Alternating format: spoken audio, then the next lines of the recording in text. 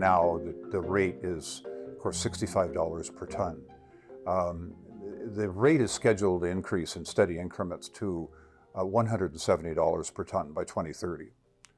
And beyond that, it is virtually certain that it will go on rising, probably to something in the order of $300 a ton. So to look at the inflation impact at any one point in time is a little bit beside the point. We're still in early days in terms of the impacts that carbon taxes will have on the Canadian economy. For years, starting at the time of the original OPEC oil crisis, economists have been trying to determine what exactly is the impact of higher oil and gas prices on the economy, and there's not a lot of agreement on that.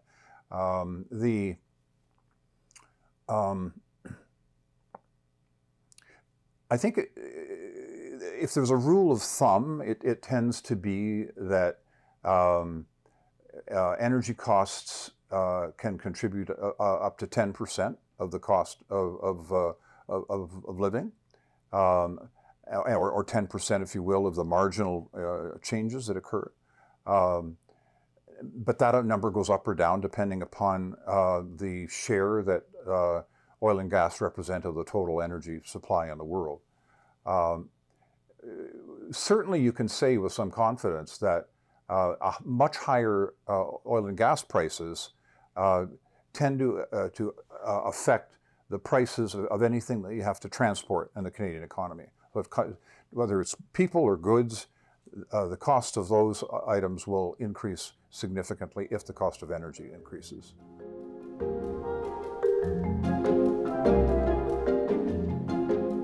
It depends on what is done in its place. I mean, the justification, in theory, for a carbon dioxide tax as a emission reduction measure is that if that's the only thing you use, then it is the most economically efficient way to reduce emissions, based on the assumption that all of the revenues that are collected by the government are returned to consumers through reduction in other taxes.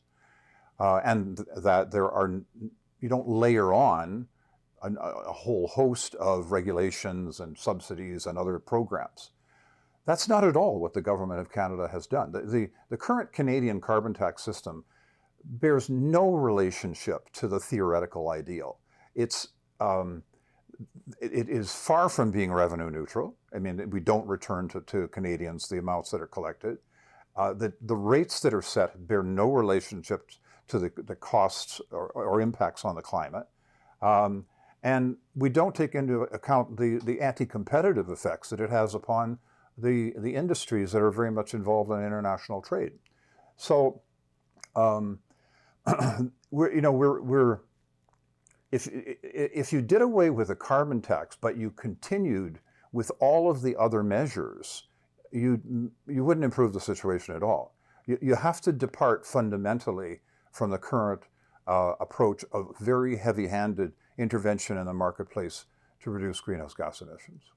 You just mentioned three different elements, which are exactly right. And in addition to the carbon dioxide tax, which of course affects gasoline and diesel fuel prices and home heating oil and coal burning, there is a clean fuel standard which has been proposed and is in the process of being implemented. That affects primarily transportation fuels, but the impact of that is reportedly going to be about $1,100 per year for every resident of Alberta and Saskatchewan, and the impact falls most heavily on low-income people. So that's a special characteristic of that tax.